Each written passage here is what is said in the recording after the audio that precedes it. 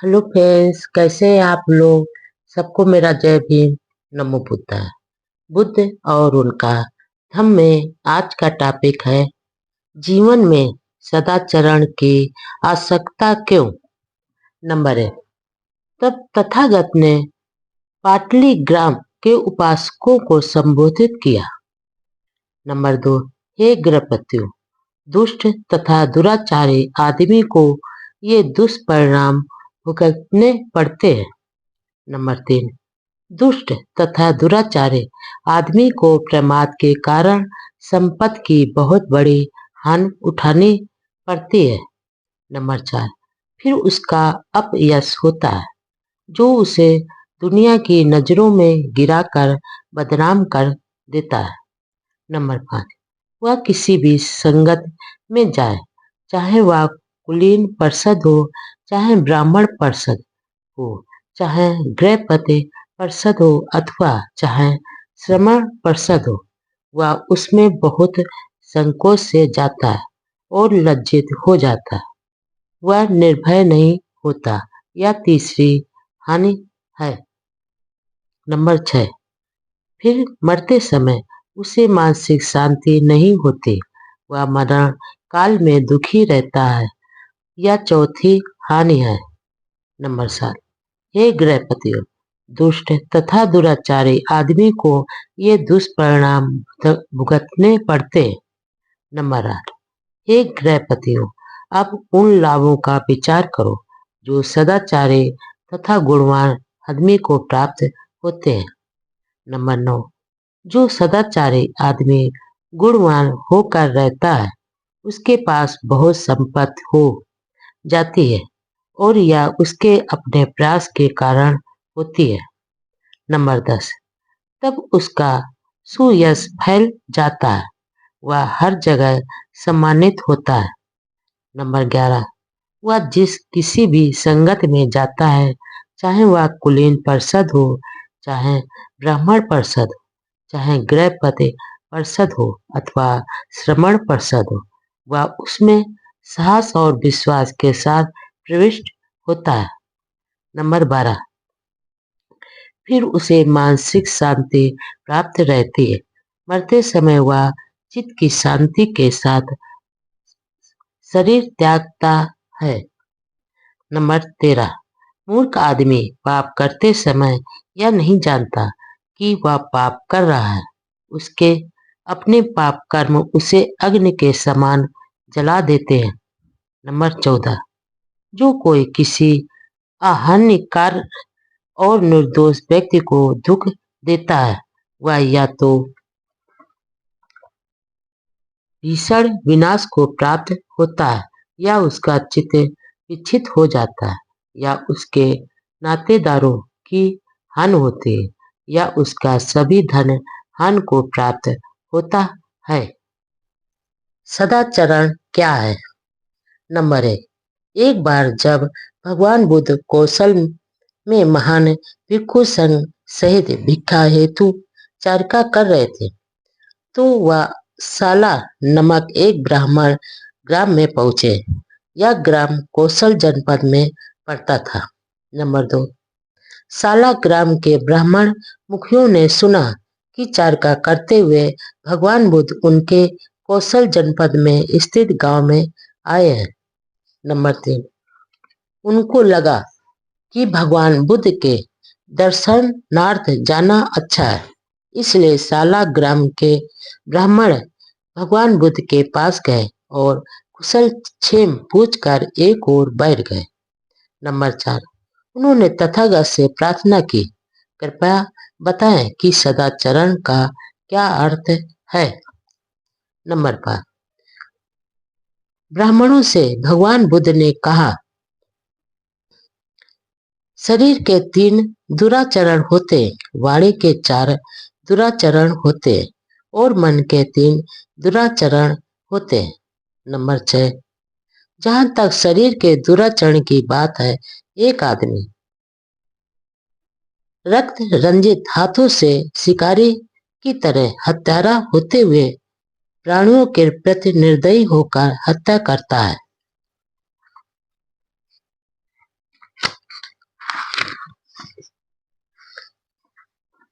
अथवा वह गांव या जंगल में पराई वस्तु को चोरी की नियत से बिना दिए हुए अपना बना लेता है। अथवा वह माता पिता, भाई बहन अथवा अन्य संबंधियों की अधीनता में रहने वाले अविवाहित लड़कियों से और ऐसी लड़कियों से भी व्यभिचार करता है जिनकी मंगनी यानी सगाई हो गई है, जिनके गले में मंगनी की माला पड़ चुकी है। नंबर 7, जहां तक वाणी के दुराचरण की बात है, वह झूठ बोलता है जब उसे सभा के सामने या ग्राम पंचायत के सामने या परिवार परिषद के सामने या राजकीय परिषद के सामने या अपनी श्रेणी के सामने साक्षी देने के लिए कहा जाए तो वह न जानते हुए कहता है कि मैं जानता हूँ, जानता हुआ कहता है कि मैं नहीं जानता हूँ, न देखे हुए कहता है कि मैंने देखा है और देखे हुए भी कहता है कि मैंने नहीं देखा। वह अपने हित में किसी दूसरे के हित में अथवा किसी लोग के कारण जानबूझकर झूठ बोलता है। अथवा वह एक चुगलखोर हो सकता है, यहाँ सुनी और वहां जाकर कह दे ताकि यहाँ के लोगों और वहां के लोगों का झगड़ा हो जाए। अथवा वह सुनी और यहाँ कह दे ताकि यहाँ के लोगों और वहां के लोगों का झगड़ा हो जाए। वह शांति को भंग करने वाला और क्रोध पैदा करने वाला होता है। झगड़ा बढ़ाने की नियत से ही वह बोलता है। झगड़ा कराने में ही उसे आनंद आता है, मजा आता है, प्रसन्नता होती अथवा वह जुबान का कड़वा हो सकता है। जो कुछ वह बोलता है वह अप्रिय और कठोर होता है, दूसरों के दिलों को घायल करने वाला, दूसरों को दुख पहुंचाने वाला, क्रोध को पैदा करने वाला और व्याकुलता पैदा करने वाला होता है। अथवा वह बहुत बोलने वाला हो सकता है, व्यर्थ की बात करते रहने वाला, हानिकारक बात करने वाला, कभी नीति की न करने वाला, सदा ही तुच्छ, असामयिक, उद्देश्यहीन तथा निष्प्रयोजन और अलाभकारी बात करने वाला होता है। नंबर 8, जहां तक मन के दुराचरण की बात है, एक आदमी लोभी हो सकता है। वह यह लोभ करता है कि दूसरे लोगों की समस्त संपत्ति उसी की हो जाए। अथवा वह देशी और हृदय से दुष्ट हो सकता है। वह यह इच्छा कर सकता है कि उसके आसपास के सभी प्राणी मारे जाएं, नष्ट हो जाएं, विध्वस्त प्राप्त हो जाएं और अस्त विहीन हो जाएं। अथवा वह मिथ्या दृष्टि हो सकता है, मिथ्या धाराओं वाला हो सकता है। वह यह मानता है कि दान, त्याग, यज्ञ अथवा दक्षिणा जैसी कोई चीज नहीं, शुभ अशुभ कर्मों के फल जैसी कोई चीज नहीं, लोक परलोक जैसी कोई चीज नहीं, माता पिता या दूसरे संबंधी जैसी कोई चीज नहीं और संसार में ऐसे श्रमण ब्राह्मण नहीं है जिन्होंने सम्यक मार्ग ग्रहण कर या सम्यक मार्ग पर चलकर इस लोक तथा परलोक का अर्थात ज्ञान प्राप्त किया हो और दूसरों को भी कराया हो। नंबर 9, इनके विपरीत शरीर के 3 सदाचरण और गुण हैं, वाणी के 4 सदाचरण हैं और मन के 3 सदाचरण हैं। नंबर 10, जहां तक शारीरिक सदाचरण की बात है, एक आदमी जीव हिंसा से विरत रहता है, हर तरह की प्राणी हिंसा से विरत रहता है। वह दंड त्यागी, खड्ग त्यागी, निष्पाप होता है, दयालु होता है। उसके मन में हर प्राणी के लिए करुणा और अनुकंपा रहती है। वह चोरी का त्याग करता है। वह दूसरों की किसी ऐसी चीज को नहीं लेता जो उसे दी ना गई हो। वह ईमानदारी का जीवन व्यतीत करता है। वह काम भोग संबंधी मिथ्याचार से दूर रहता है। वह ऐसी लड़कियों से सहवास नहीं करता जो माता पिता, भाई बहन अथवा अन्य संबंधियों की अधीनता में रहने वाले अविवाहित हों, और ऐसी लड़कियों से भी जिनकी सगाई हो गई हो एवं जिनके गले में सगाई की माला पड़ चुकी हो। नंबर 10, जहां तक वाणी के सदाचरण की बात है, एक आदमी झूठ का त्याग करता है, झूठे से विरत रहता है जब उसे सभा के सामने या ग्राम पंचायत के सामने या परिवार परिषद के सामने या राजकीय परिषद के सामने या अपने संघ के सामने साक्षी देने के लिए कहा जाता है, तो वह न जानते हुए कहता है कि मैं नहीं जानता हूँ, जानते हुए कहता है कि मैं जानता हूँ, नहीं देखा होता तो कहता है कि मैंने नहीं देखा, देखा हो तो कहता है कि मैंने देखा है। वह अपने हित में या दूसरे लोगों के हित में अथवा किसी तुच्छ लाभ के कारण जानबूझकर झूठ नहीं बोलता। वह झूठी निंदा नहीं करता। वह वहां सुनी को यहाँ नहीं कहता, जिससे वहां के लोगों और यहाँ के लोगों में झगड़ा हो जाए।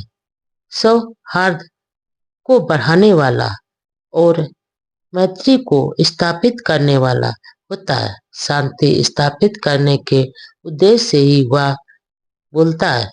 मेल मिलाप कराने में ही उसे आनंद आता है, प्रसन्नता होती और हर्ष होता है।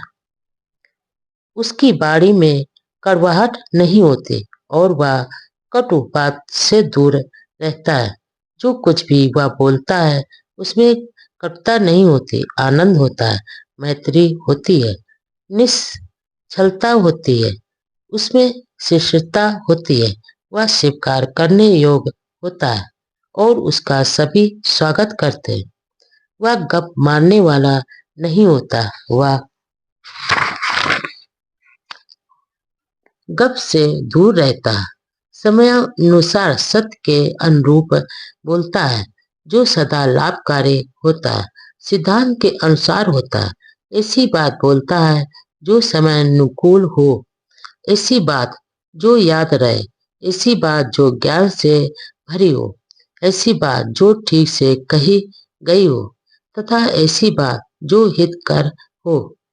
नंबर 12, जहां तक विचारों में सदाचरण की बात है, वह आदमी लोभ से रिक्त होता है। वह कभी यह नहीं चाहता कि दूसरे लोगों की सारी संपत्ति पर उसका अपना अधिकार हो जाए।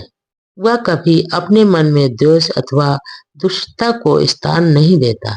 उसकी यही इच्छा रहती है कि उसके आसपास के सभी प्राणी शांति और सुख के साथ रहे, सुरक्षित रहे, हर प्रकार की शत्रुता और अत्याचार से बचे रहे। उसका दृष्टिकोण सम्यक होता है तथा उसके संकल्प और धारणाएं भी ठीक होती है। नंबर 13, हे ब्राह्मणों, सदाचरण तथा दुराचरण से मेरा यही अभिप्राय है।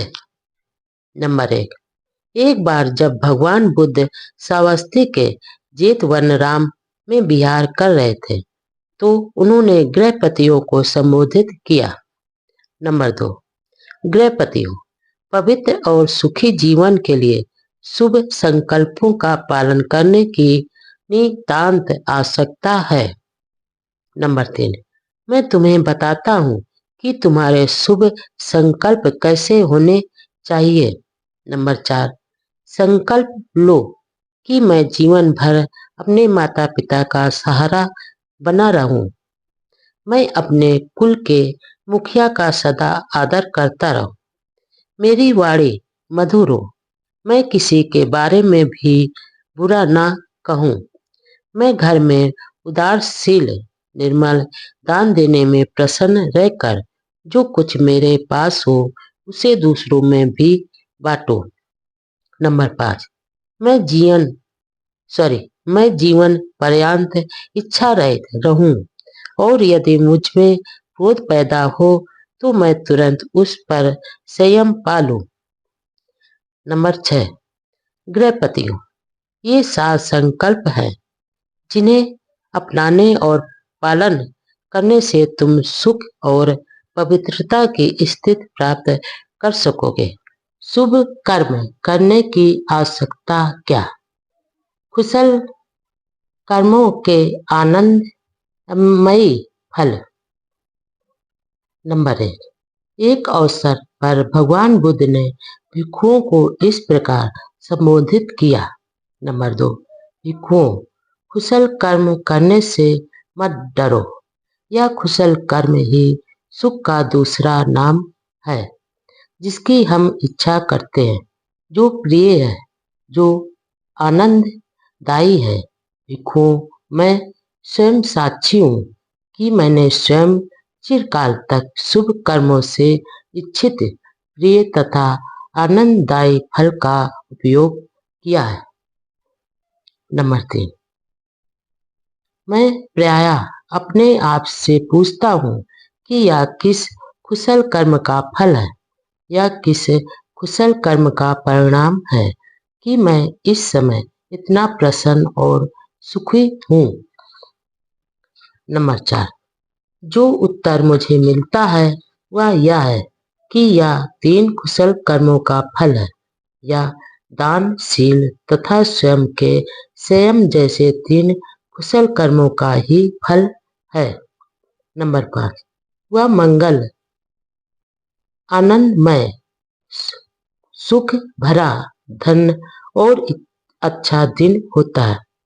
शुभ समय होता है जब दान के योग व्यक्ति को दान दिया जाता है, जब शुभ कर्म, शुभ वचन तथा शुभ विचारों, शुभ आकांक्षाओं के परिणाम स्वरूप ऐसे अभ्यास करने वालों को शुभ फल की प्राप्ति होती है। नंबर 6, धन्य है वे लोग जिन्हें इस लाभ की प्राप्ति होती है, समृद्धि की प्राप्ति होती है। इसी प्रकार तुम भी अपने सारे सगे संबंधियों सहित रोग से मुक्त रहकर समृद्धि को प्राप्त करो। मनुष्य न्यायी व सज्जन व्यक्ति कौन? नंबर 1, भिक्षुओं को संबोधित करते हुए भगवान बुद्ध ने कहा, 4 प्रकार के लोग होते हैं जिनका भेद तुम्हें जानना चाहिए। यदि तुम पहचान करना चाहते हो कि कौन न्याय प्रिय है और कौन सच्चरित्र। नंबर 2, भिक्षुओं, कुछ लोग ऐसे होते हैं जो केवल अपनी भलाई करने के लिए प्रयास करते हैं, दूसरों के लिए नहीं। नंबर 3, भिक्षुओं, एक आदमी अपने काम छंद को दूर करने की कोशिश करता है, किंतु दूसरों के काम छंद को दूर करने की प्रेरणा नहीं देता। अपनी दुर्भावना को दूर करने का प्रयास करता है, किंतु दूसरों की दुर्भावना को दूर करने की प्रेरणा नहीं देता। अपनी अविद्या को दूर करने का प्रयास करता है, किंतु दूसरों की अविद्या को दूर करने की प्रेरणा नहीं देता। नंबर 4, भिक्षुओं, एक आदमी वास्तव में अपनी भलाई के लिए ही प्रयत्नशील रहता है, किंतु दूसरों की भलाई के लिए नहीं। नंबर 5, भिक्षुओं, एक वर्ग ऐसे लोगों का होता है जो दूसरों की भलाई करने में ही लगे रहते हैं, अपनी भलाई में नहीं। नंबर 6, भिक्षुओं, एक आदमी अपने काम छंद यानी काम वासना, व्यापाद तथा अविद्या को दूर करने की कोशिश नहीं करता, किंतु दूसरों को काम छंद, व्यापाद तथा अविद्या दूर करने का उपदेश देता है। नंबर 7, भिक्षुओं, एक आदमी वास्तव में दूसरों की भलाई करने में लगा रहता है, अपनी नहीं। नंबर 8, भिक्षुओं, एक वर्ग ऐसे लोगों का होता है जो ना अपनी भलाई करने की कोशिश करता है और ना दूसरों की ही भलाई करने की कोशिश करता है।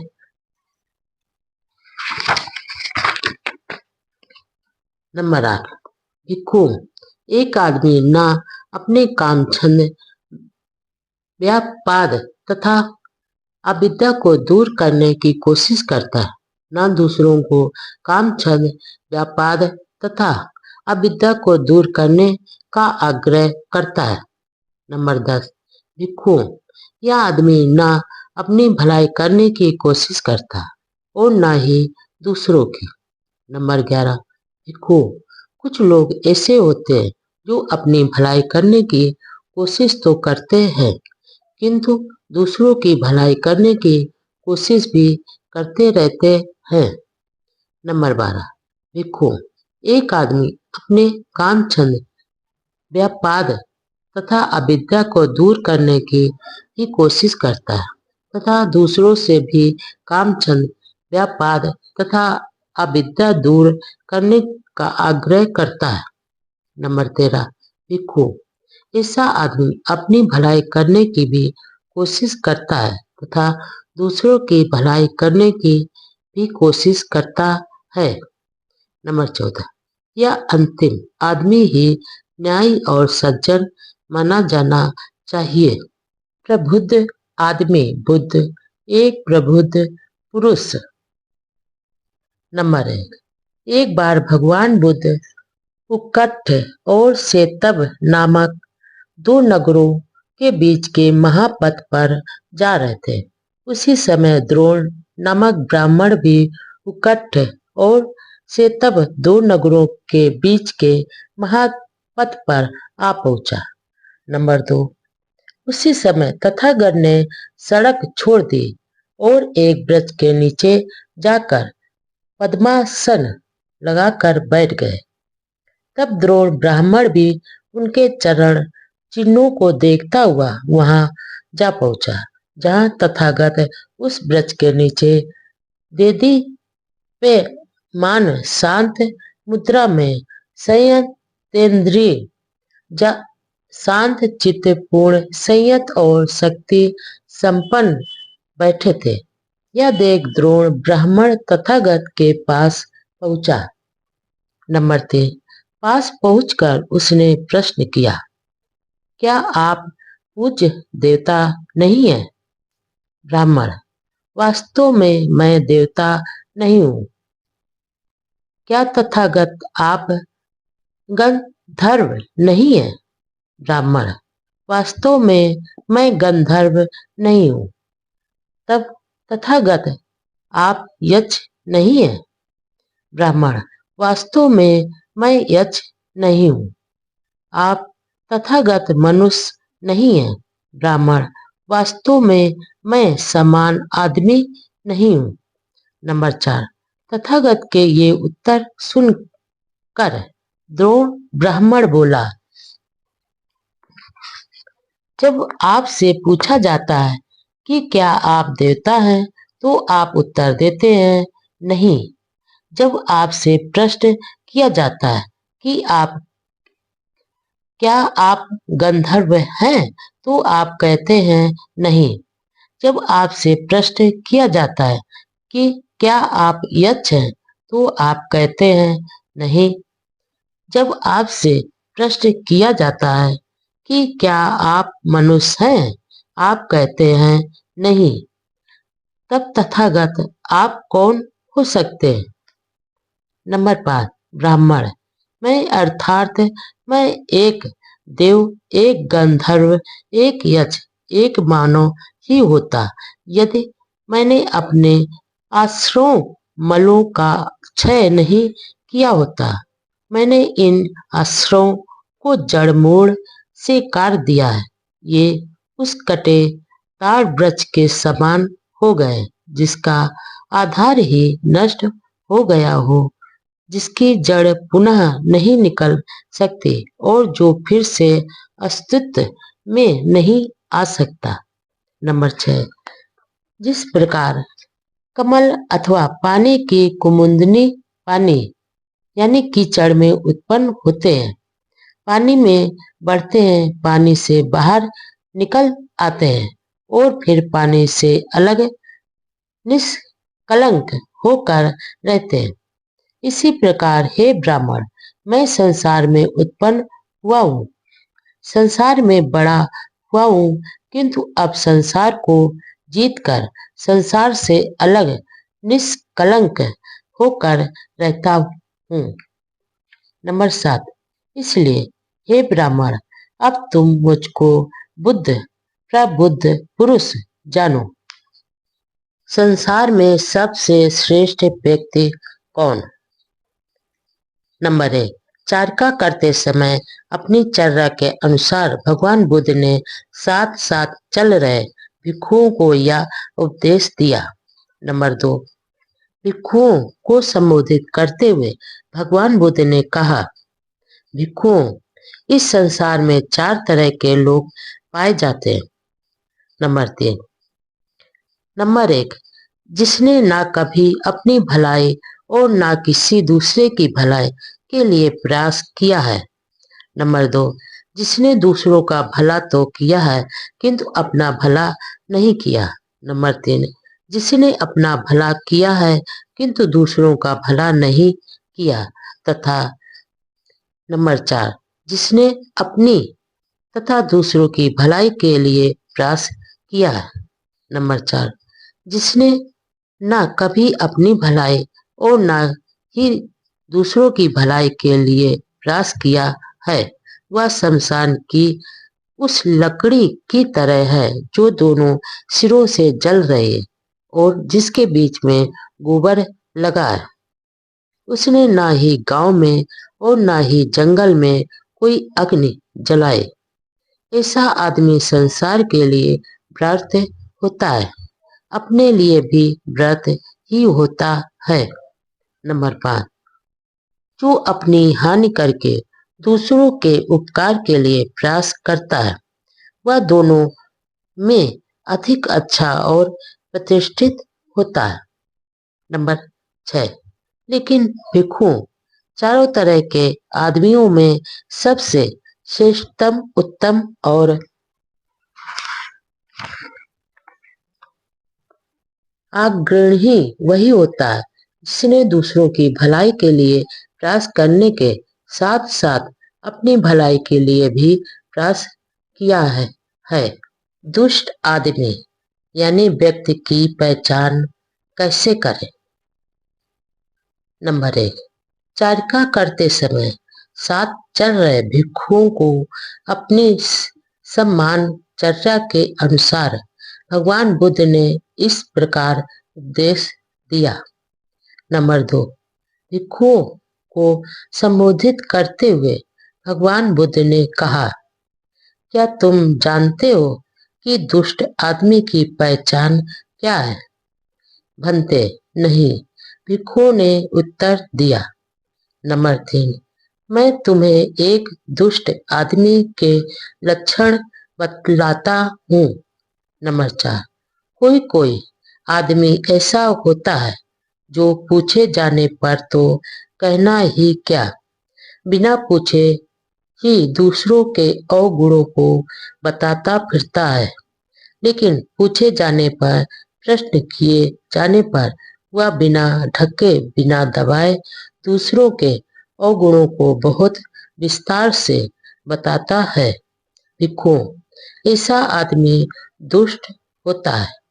नंबर 5, कोई कोई आदमी ऐसा होता है जो ना पूछे जाने पर तो कहना ही क्या, पूछे जाने पर भी दूसरे के गुण नहीं बताता, पूछे जाने पर, प्रश्न किए जाने पर वह दूसरों के बारे में अच्छा बोलता है। नंबर 6, कोई कोई आदमी ऐसा होता है जो ना पूछे जाने पर तो कहना ही क्या, पूछे जाने पर भी अपने अवगुण प्रकट नहीं करता, पूछे जाने पर, प्रश्न किए जाने पर ही वह अपने अवगुण प्रकट करता है, लेकिन उन्हें ढकता है और छिपाता है और उनका पूरा ब्यौरा नहीं बताता। भिक्षुओं, ऐसा आदमी दुष्ट आदमी होता है। नंबर 7, भिक्षुओं, कोई कोई आदमी ऐसा होता है जो पूछे जाने की तो बात ही क्या, बिना पूछे जाने पर भी अपने गुणों को प्रकट करता है। पूछे जाने पर वह बिना ढके, बिना छिपाए और विस्तार में अपने सद्गुणों का वर्णन करता है। देखो, ऐसा आदमी दुष्ट आदमी होता है। आदमी का पतन कैसे होता है? नंबर 1, एक बार भगवान बुद्ध श्रावस्ती के निकट अनाथ पिंडक के जेतवन राम में विहार कर रहे थे। नंबर 2, अर्धरात्रि बीतने पर एक देवता अपने प्रकाश से जेतवन को आलोकित कर तथागत के पास आया और पास आकर श्रद्धा पूर्वक अभिवादन करके एक ओर खड़ा हो गया। इस प्रकार खड़े उसने तथागत से निवेदन किया। नंबर 3, तथागत, मैं आपकी सेवा में प्रश्न पूछने के लिए उपस्थित हुआ हूँ। कृपया बताएं कि आदमी का पतन कैसे होता है। भगवान बुद्ध ने आदमी के पतन के कारणों का वर्णन करना स्वीकार किया। नंबर 4, उन्नतशील आदमी को सरलता से जाना जा सकता है और पतनोन्मुख आदमी को भी सरलता से पहचाना जा सकता है। धम्म से प्रेम करने वाले की उन्नति होती है, धम्म से द्वेष करने वाले का पतन होता है। नंबर 5, असत पुरुष उसे अच्छे लगते हैं, सत्पुरुष में उसे कुछ भी अच्छा नहीं लगता। वह असत पुरुषों के धर्म को पसंद करता है। यह उसके पतन का दूसरा कारण है। नंबर 6, वह निर्दयलु होता है। उसे वही समाज यानी लोग अच्छे लगते हैं जो परिश्रमी नहीं होते, सुस्त होते हैं और क्रोध प्रदर्शित करते हैं। यह उसके पतन का तीसरा कारण है। नंबर 7, धनी और समर्थ होकर भी अपने वृद्ध माता पिता का पालन पोषण नहीं करता। यह उसके पतन का चौथा कारण है। नंबर 8, जो झूठ बोलकर किसी भले आदमी, ब्राह्मण अथवा श्रमण को या किसी साधु को धोखा देता है, यह उसके पतन का पांचवा कारण है। नंबर 9, जो बहुत संपत्ति का स्वामी होता है, जिसके पास बहुत धन होता है, लेकिन जो अकेला ही उसका आनंद भोगता है, यह उसके पतन का छठा कारण है। नंबर 10, जो आदमी अपनी जात यानी जन्म, धन या गोत्र पर अभिमान करता है और अपने संबंधियों का तिरस्कार करता है, यह उसके पतन का सातवां कारण है। नंबर 11, जो आदमी विलासी है, शराबी है, जुआरी है और उसके पास जो कुछ है उसका अपव्यय करता है और लुटाता है, यह उसके पतन का आठवां कारण है। नंबर 12, जो अपनी पत्नी से संतुष्ट न रहकर वेश्याओं पर तथा स्त्रियों के पास जाता है, यह उसके पतन का नवा कारण है। नंबर 13, जब वृद्ध व्यक्ति नव युवती को घर ले आता है तो उसकी ईर्ष्या के कारण वह चैन से नहीं सो सकता, यह उसके पतन का 10वां कारण है। नंबर 14, जो किसी असहमी फिजूल खर्च स्त्री अथवा आदमी को अपनी संपत्ति का अधिकारी बना देता है, यह उसके पतन का 11वां कारण है। नंबर 15, जो क्षत्रिय कुल में जन्मा, अल्प साधन रखने वाला किंतु बहुत महत्वाकांक्षी होने के कारण राज की अभिलाषा रखता है, यह उसके पतन का 12वां कारण है। नंबर 16, हे देव, पतन के इन कारणों को जान ले और यदि तू इन पर विजय प्राप्त कर लेगा तो तू सुरक्षित रहेगा। पति और पत्नी के बीच मधुर संबंध। नंबर 1, एक समय भगवान बुद्ध मथुरा और बेरजा के बीच महापद पर पहुंचे। बहुत से गृहस्थ तथा उनकी पत्नियां भी मथुरा और बेरजा के बीच महापद पर पहुंचे। नंबर 2, उस समय भगवान बुद्ध सड़क को छोड़कर एक वृक्ष के नीचे जा विराजमान हुए। इन गृहस्थों और उनकी पत्नियों ने भगवान बुद्ध को वृक्ष के नीचे बैठे देखा। नंबर 3, यह देखकर वे वहां पहुंचे जहां तथागत विराजमान थे। वहां पहुंचकर उन्होंने भगवान बुद्ध का अभिवादन किया और एक ओर बैठ गए। और तब उन्होंने तथागत से पूछा कि पति पत्नी के बीच किस प्रकार का अच्छा संबंध होना चाहिए। इस प्रकार बैठे हुए उन गृहस्थों तथा उनकी पत्नियों से भगवान बुद्ध ने कहा। नंबर 4, गृहपतियों, पति पत्नी के साथ रहने के 4 रूप होते हैं। एक दुष्ट पुरुष एक दुष्ट स्त्री के साथ रहता है। एक दुष्ट पुरुष एक देवी के साथ रहता है। एक देव एक दुष्ट स्त्री के साथ रहता है और एक देव एक देवी के साथ रहता है। नंबर 5, गृहपति, एक पति हत्या करता है, चोरी करता है, व्यभिचार करता है, झूठ बोलता है, नशीली चीजें पीता है, दुष्ट है, पापी है, धन लोलुप है, मन से ग्रस्त जीवन व्यतीत करता है और सदाचारियों को गालियां देता है और दुर्वचन बोलता है। उसकी पत्नी भी हत्या करती है, चोरी करती है, व्यभिचार करती है, झूठ बोलती है, नशीली चीजें पीती है, दुष्ट है, पापी है, धन लोलुप है, मन से ग्रस्त जीवन व्यतीत करती है, सदाचारियों को गालियां देती है और दुर्वचन बोलती है। हे गृहपतियों, इस प्रकार वास्तव में एक दुष्ट पुरुष एक दुष्ट स्त्री के साथ रहता है। नंबर 6, गृहपतियों, एक पति हत्या करता है, चोरी करता है, व्यभिचार करता है, झूठ बोलता है, नशीली चीजें पीता है, दुष्ट है, पापी है और धन लोलुप है, मन से ग्रस्त जीवन व्यतीत करता है, सदाचारियों को गालियां देता है, दुर्वचन बोलता है।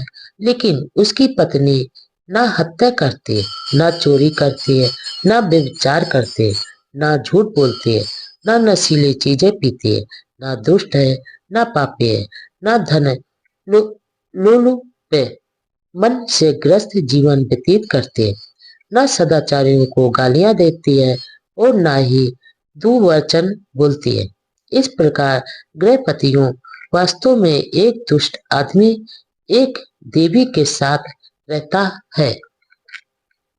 नंबर 7, गृहपतियों, एक पति हत्या नहीं करता, चोरी नहीं करता, व्यभिचार नहीं करता, झूठ नहीं बोलता, नशीली चीजें नहीं पीता, पापी नहीं है, दुष्ट नहीं है, धन लोलुप है, मन से ग्रस्त जीवन व्यतीत नहीं करता, सदाचारियों को गालियां नहीं देता और दुर्वचन नहीं बोलता।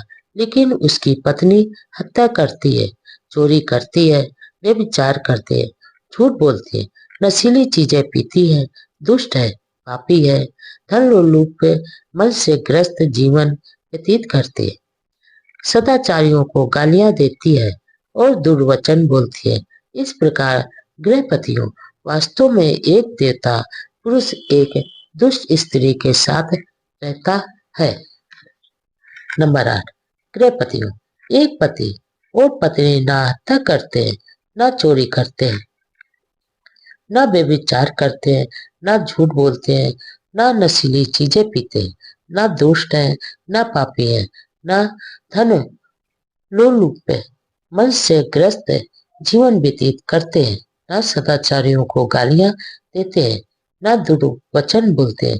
इस प्रकार गृहपतियों अर्थात में एक देव एक देवी के साथ रहता है।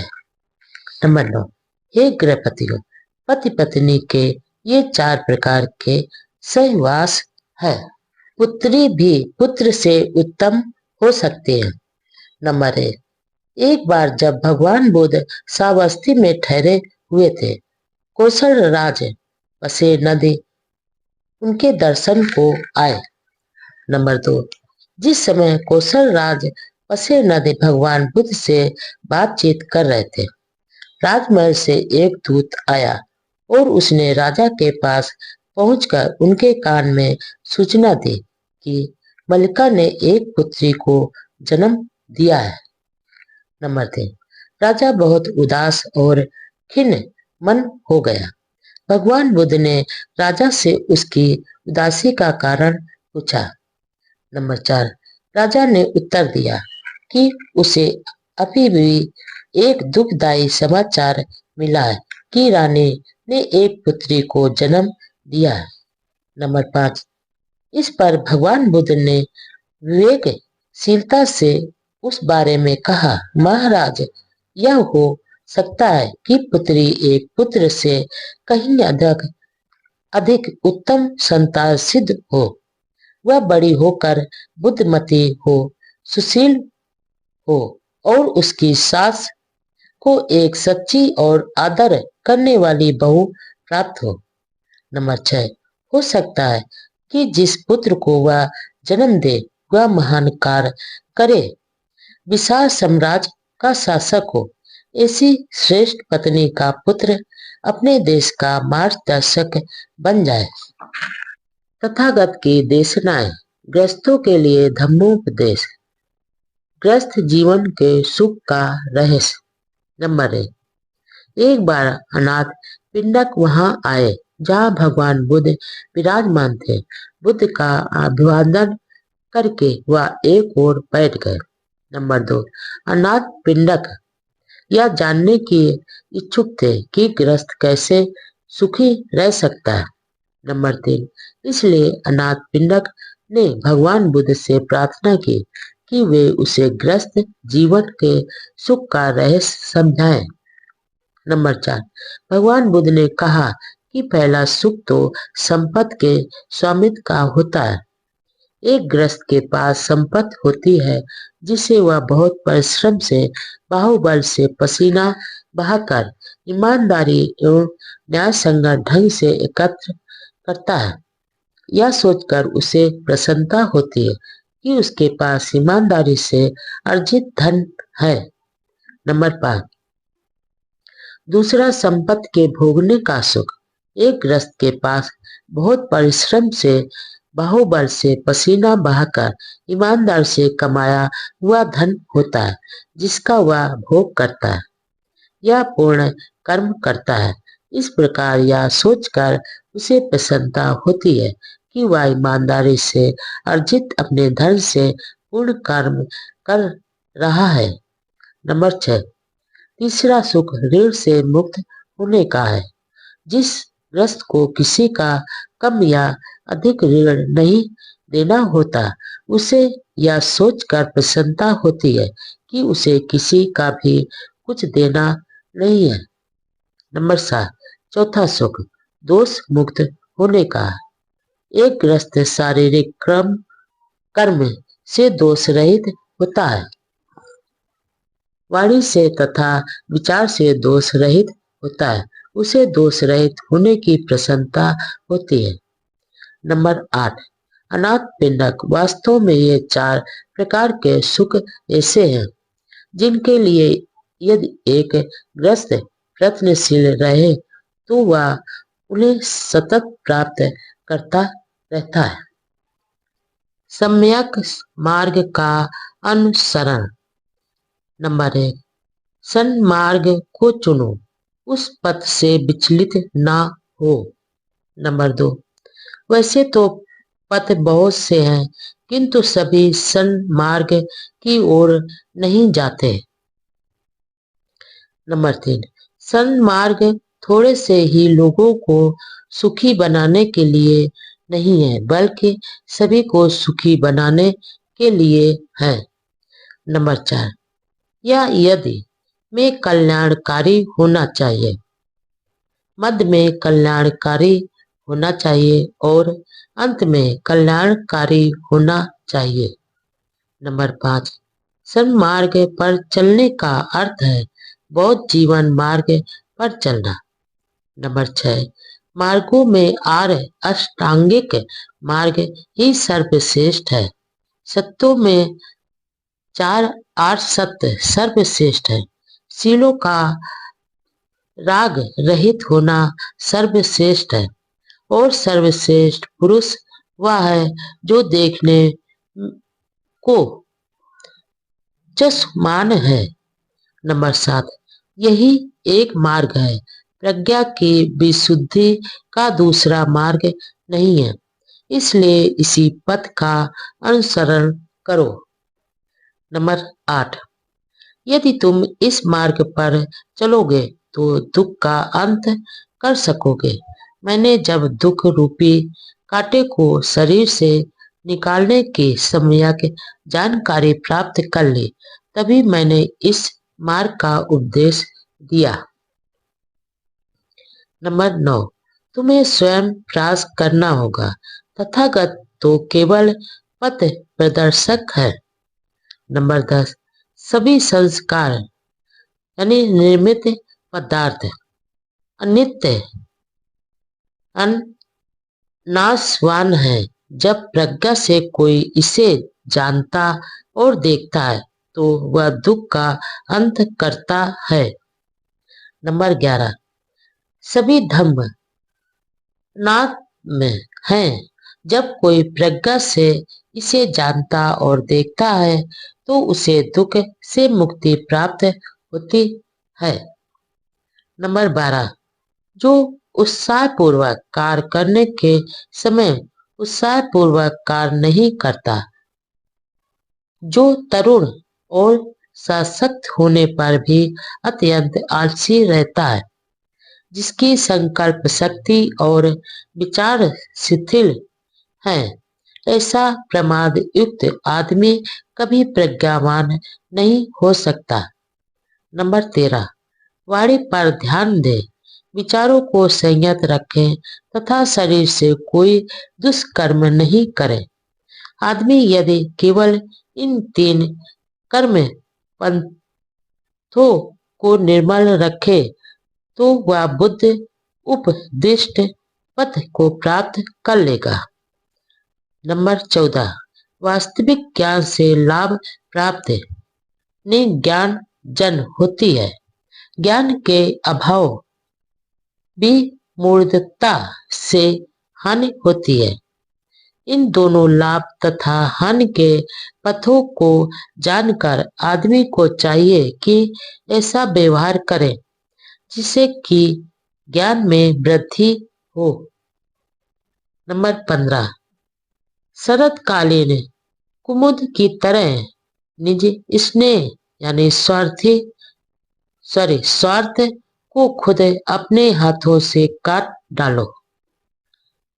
शांति पथ पर भले प्रकार आरूढ़ हो जाओ।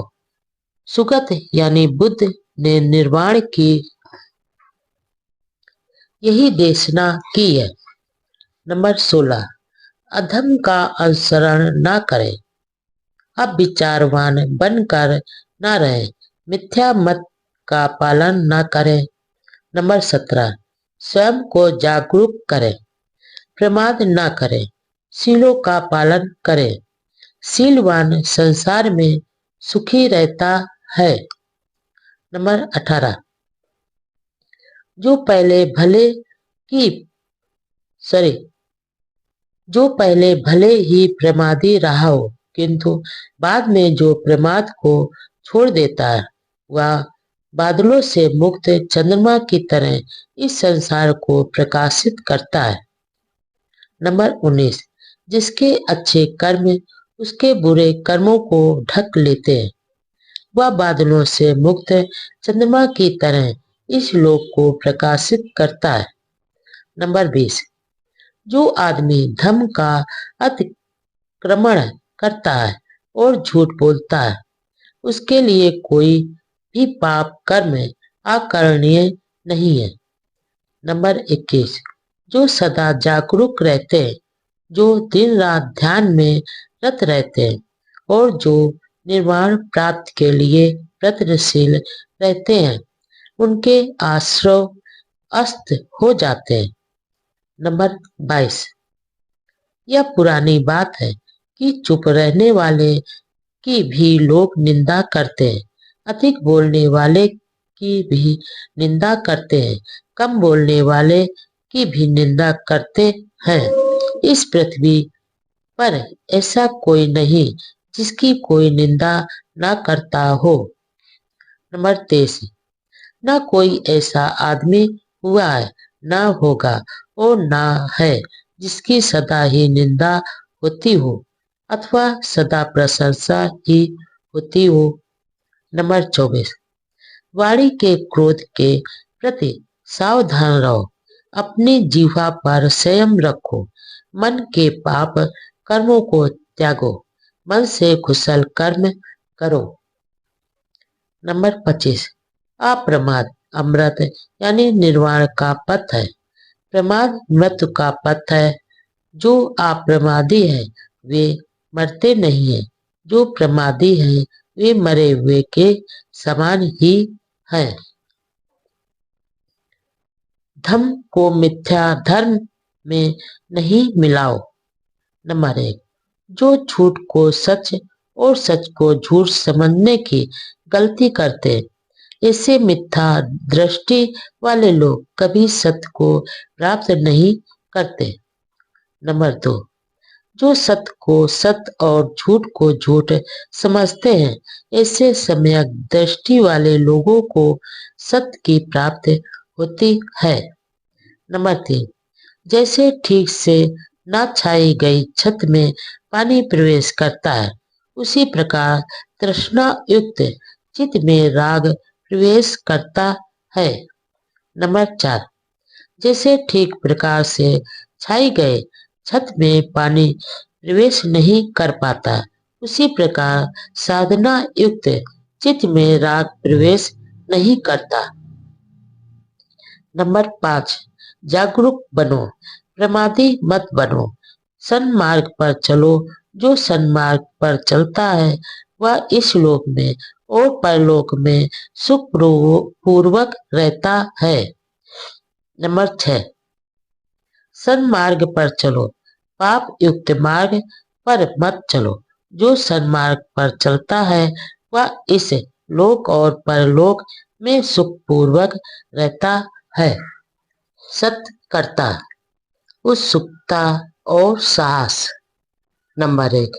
जागरूक रहकर बुद्धिमान आदमी अविद्या को हटाकर प्रज्ञा रूपी प्रसाद पर चढ़कर शोकग्रस्त मानव जाति को ऐसे देखता है जैसे कोई पर्वत शिखर से बुद्धिमान आदमी नीचे घाटी में मूर्खों को देखता है। नंबर 2। प्रमादियों के बीच अप्रमादी, सोते हुओं के बीच जागरूक ऐसे आगे बढ़ जाता है जैसे शीघ्र गामी अवश्य दुर्बल घोड़े को पछाड़कर आगे बढ़ जाता है। नंबर 3। प्रमाद में मत पड़ो, काम भोगों में मत फंसो, अप्रमादी ही ध्यान लाभ करता है। नंबर 4। अप्रमाद अमृत पद है, प्रमाद मृत के समान है। जो अप्रमादी है वे नहीं मरते हैं और प्रमादी आलसी तो मरे समान ही होते हैं। नंबर 5। अपने जीवन के उद्देश्य को दूसरे के बड़े अर्थ के लिए भी ना छोड़ो।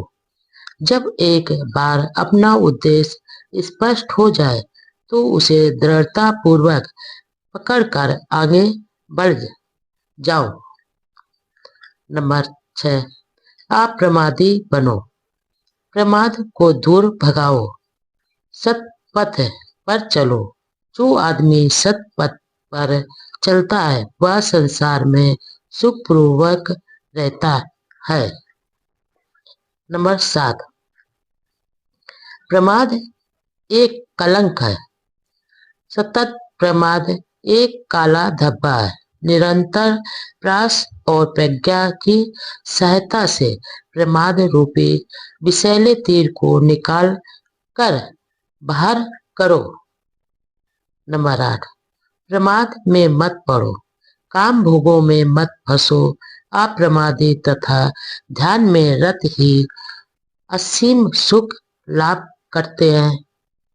नंबर 9, यदि कोई अप्रमाद युक्त आदमी जागरूक रहता है, यदि वह विस्मरणशील नहीं है, यदि उसकी चर्या शुद्ध है, यदि वह विवेक से काम लेता है, यदि वह संयत है तथा उसका आचरण धर्मानुसार है, तो उसका यश बढ़ता है।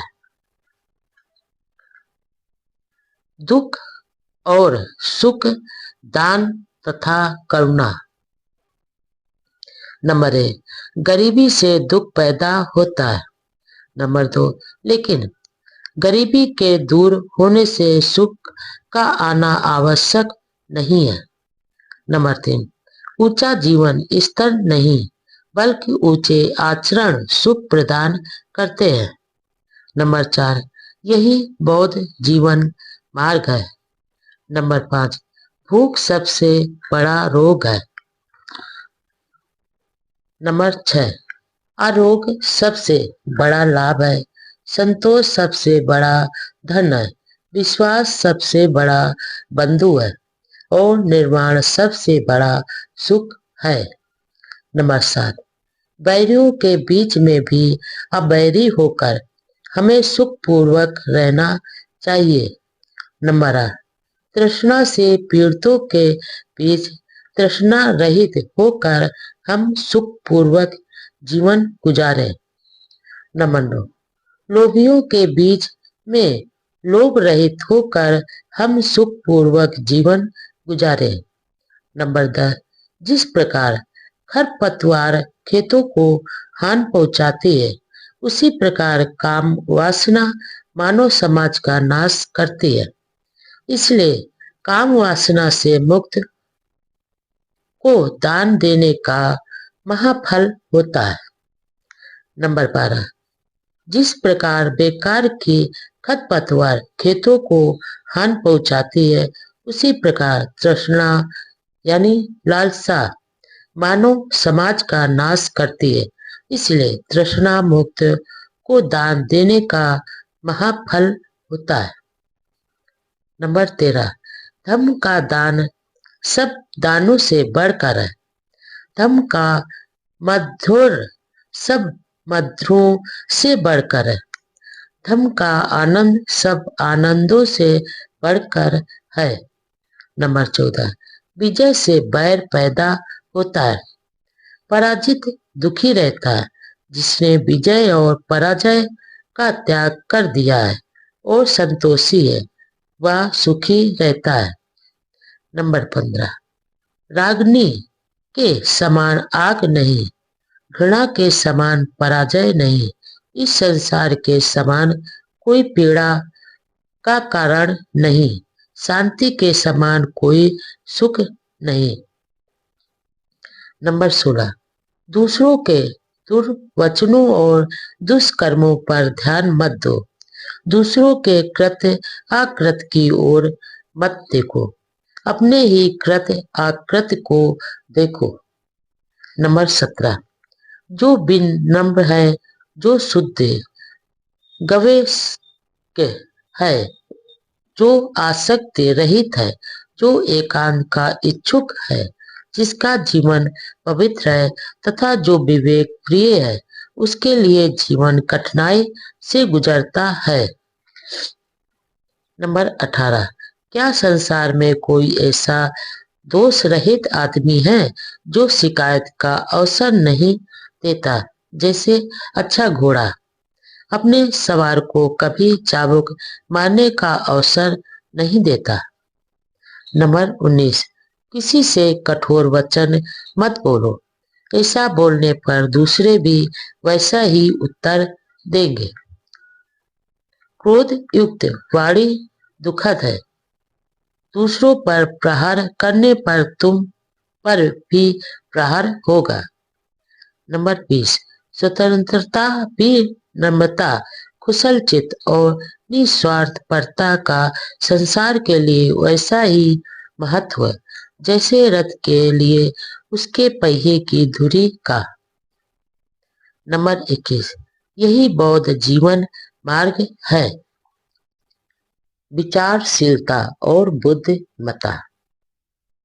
नंबर 1, प्रत्येक कार्य करते समय जागरूक रहो। प्रत्येक काम में सोच विचार से काम लो। हर विषय में अप्रमादी और उत्साही रहो। नंबर 2, यही बौद्ध जीवन मार्ग है। नंबर 3, जो कुछ हम हैं यह सब कुछ हमारे विचारों का ही परिणाम है। यह हमारे विचारों पर आधारित है, यह हमारे विचारों से ही निर्मित है।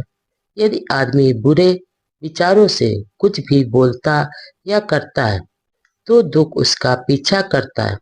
यदि आदमी पवित्र विचारों से कुछ बोलता या करता है तो सुख उसका पीछा करता है। इसलिए पवित्र विचार महत्वपूर्ण हैं। नंबर 4, विचारहीन मत बनो, विचारवान बनो।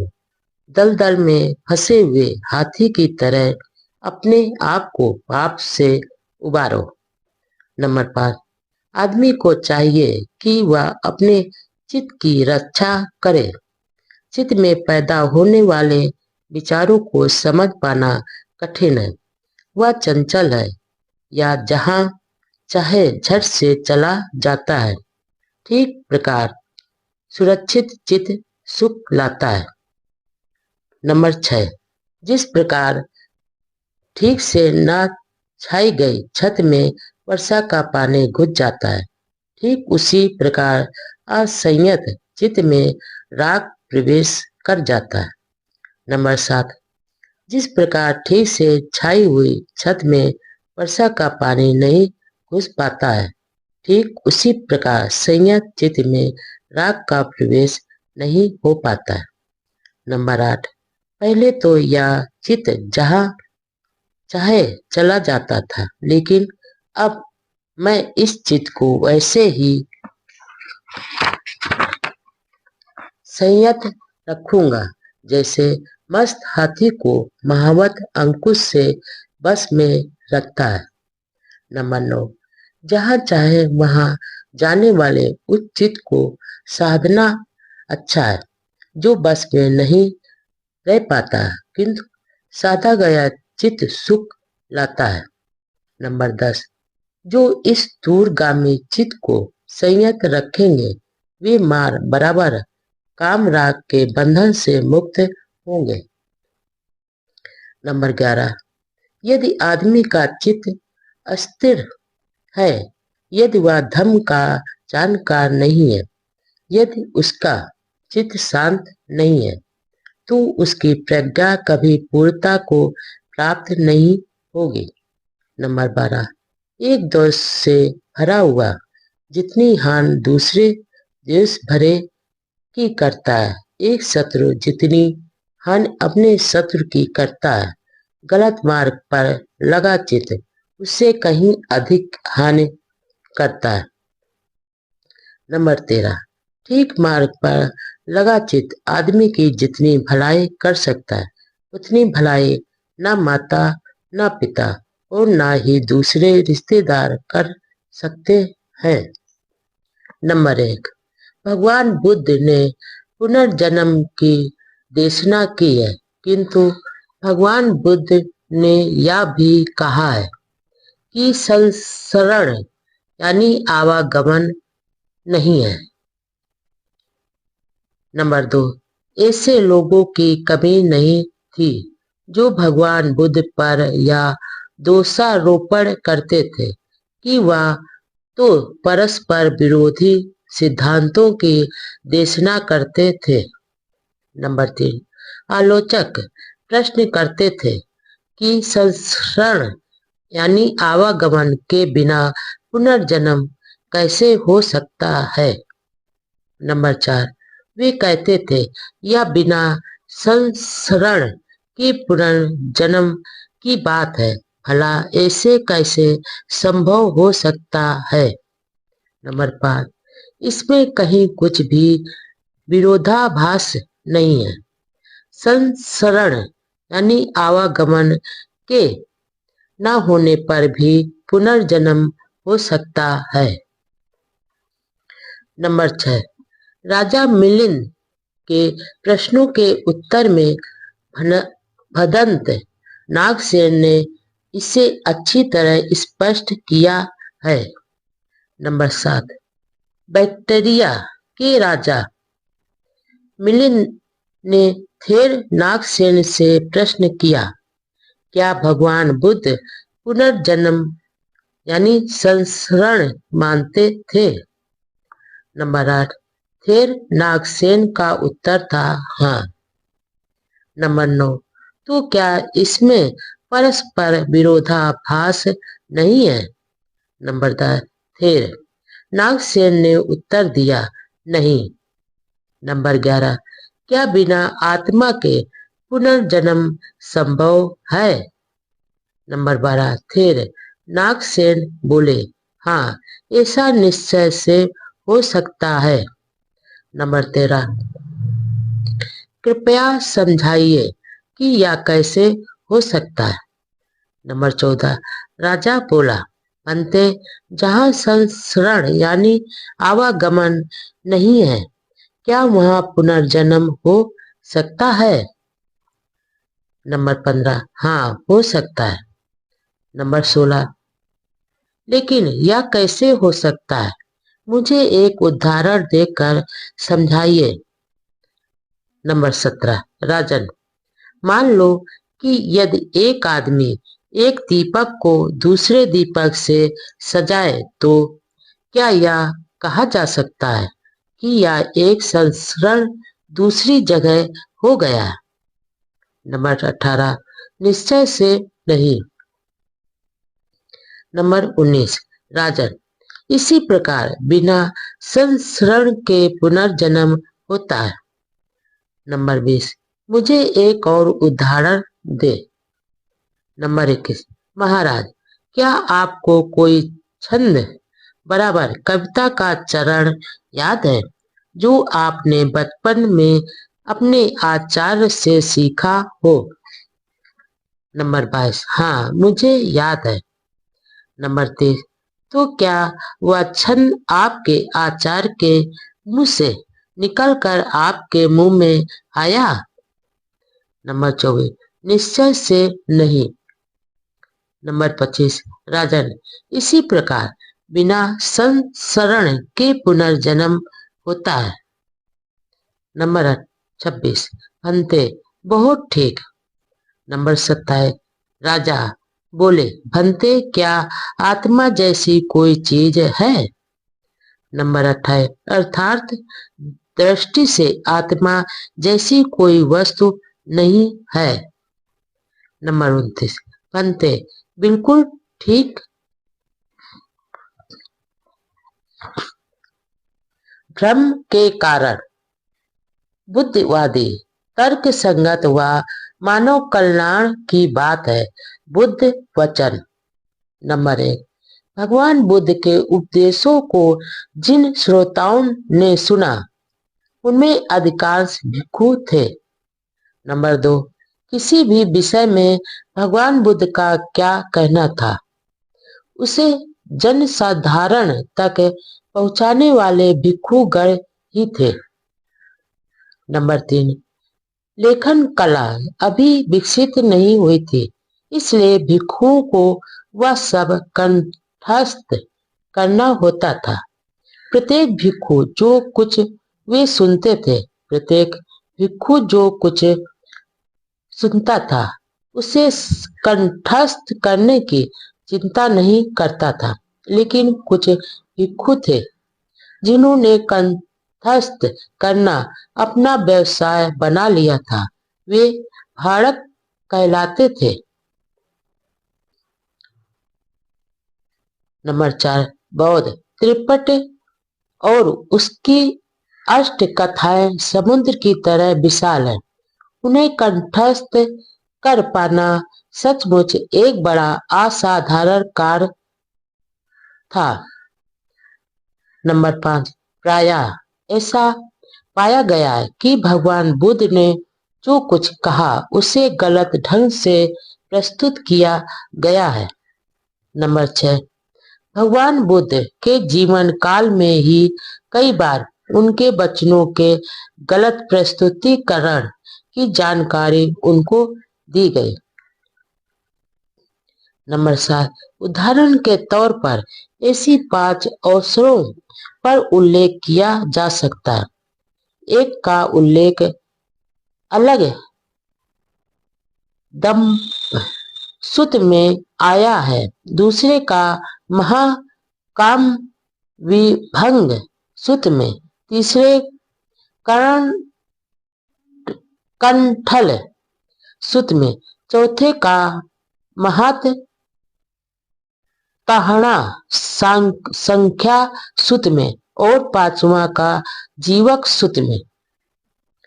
नंबर 8, शायद इस तरह के और भी अनेक अवसरों पर तथागत के वचनों का गलत प्रस्तुतिकरण किया गया हो, क्योंकि हम देखते हैं कि भिक्षु भी भगवान बुद्ध के पास गए और प्रश्न किया कि ऐसी परिस्थिति में उन्हें क्या करना चाहिए।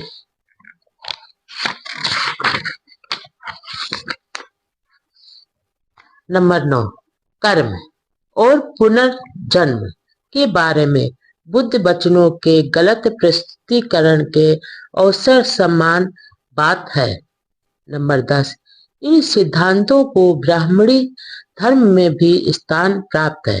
परिणाम स्वरूप भड़कों के लिए ब्राह्मणी मत को बौद्ध धर्म में सम्मिलित कर लेना सुगम था। नंबर 11, इसलिए त्रिपिटक में जिसे भी बुद्ध वचन के रूप में माना गया उसे स्वीकार करने में बहुत सावधानी की आवश्यकता है। नंबर 12, लेकिन इसके लिए एक कसौटी उपलब्ध है। नंबर 13, यदि कोई ऐसी बात है जिसके बारे में विश्वास के साथ कहा जा सकता है तो वह यह है कि उनका कोई महत्व नहीं होता यदि उनका कथन बुद्ध संगत तर्क संगत नहीं होता। इसलिए जो कुछ भी बुद्ध संगत है और तर्क संगत है, अन्य बातें समान होते हुए उसे बुद्ध वचन के रूप में लिया जा सकता है। नंबर 14, दूसरी बात यह है कि भगवान बुद्ध ने कभी ऐसी बेकार की चर्चा में नहीं पड़ना चाहा जो व्यक्ति के कल्याण के लिए लाभकारी नहीं थी। इसलिए कोई भी ऐसी बात जिसका व्यक्ति के कल्याण से कोई संबंध नहीं, यदि भगवान बुद्ध के सिर मढ़ी जाती है तो उसे बुद्ध वचन स्वीकार नहीं किया जा सकता। नंबर 15, एक तीसरी कसौटी भी है, वह यह कि भगवान बुद्ध ने सभी विषयों को 2 वर्गों में विभक्त कर रखा था, ऐसे विषय जिनके बारे में वे निश्चित थे और ऐसे विषय जिनके बारे में वे निश्चित नहीं थे। जो विषय पहली श्रेणी में आते हैं उनके बारे में उन्होंने अपने विचार निश्चयात्मक रूप से और अंतिम रूप से व्यक्त किए हैं। जो विषय दूसरी श्रेणी में आते हैं उनके बारे में उन्होंने अपने विचार व्यक्त किए हैं, लेकिन ऐसे विचार बदले भी जा सकते हैं। नंबर 16, वार्ता करते समय जिन 3 प्रश्नों के बारे में संदेह और मतभेद है उनके बारे में यह निर्णय करने से पहले कि भगवान बुद्ध का निश्चय मत क्या था, यह आवश्यक है कि हम इन कसौटियों को ना भूलें। बौद्ध जीवन मार्ग, कुशल कर्म, अकुशल कर्म तथा पाप। नंबर 1, कुशल कर्म करो, अकुशल कर्मों में भागीदार ना बनो, कोई पाप कर्म ना करो। नंबर 2, यही बौद्ध जीवन मार्ग है। नंबर 3, यदि आदमी कुशल कर्म करे तो उसे इसको बार बार करना चाहिए, उसी में चित्त लगाना चाहिए। कुशल कर्मों का संचय सुख कर होता है। नंबर 4, अच्छाई के बारे में यूं ही मत सोचो कि मैं इसे प्राप्त नहीं कर सकूंगा। बूंद बूंद से घड़ा भर जाता है। इसी प्रकार थोड़ा थोड़ा संचय करके कुशल कर्मों में वृद्धि होती है। नंबर 5, जिस काम को करके व्यक्ति को पछताना ना पड़े और जिसके फल को वह आनंदित होकर और संतुष्ट होकर हो सके, उस काम का करना अच्छा है। नंबर 6, जिस काम को करके आदमी को पश्चाताप ना हो और जिसके फल को हर्ष और संतुष्टि से भोगा जा सके, उस काम का करना अच्छा है। नंबर 7, यदि आदमी कोई कुशल कर्म करे तो उसे वह कुशल कर्म बार बार करना चाहिए, उसे इसमें आनंदित होना चाहिए। शुभ कर्म का संचय आनंददायक होता है। नंबर 8, एक अच्छे आदमी को भी बुरे दिन देखने पड़ जाते हैं जब तक उसके कुशल कर्मों का फल विपाक नहीं मिलता, लेकिन जब उसे अपने कुशल कर्मों का फल मिलना आरंभ होता है, तब अच्छा आदमी अच्छे दिन देखता है। नंबर 9, अच्छाई के बारे में यह कभी ना सोचे कि मैं इसे प्राप्त ना कर सकूंगा। जिस प्रकार बूंद बूंद करके पानी का घड़ा भर जाता है, उसी प्रकार थोड़ा थोड़ा करके भी भला आदमी अच्छाई का संचय कर लेता है। नंबर 10, चंदन की सुगंध कमल जूही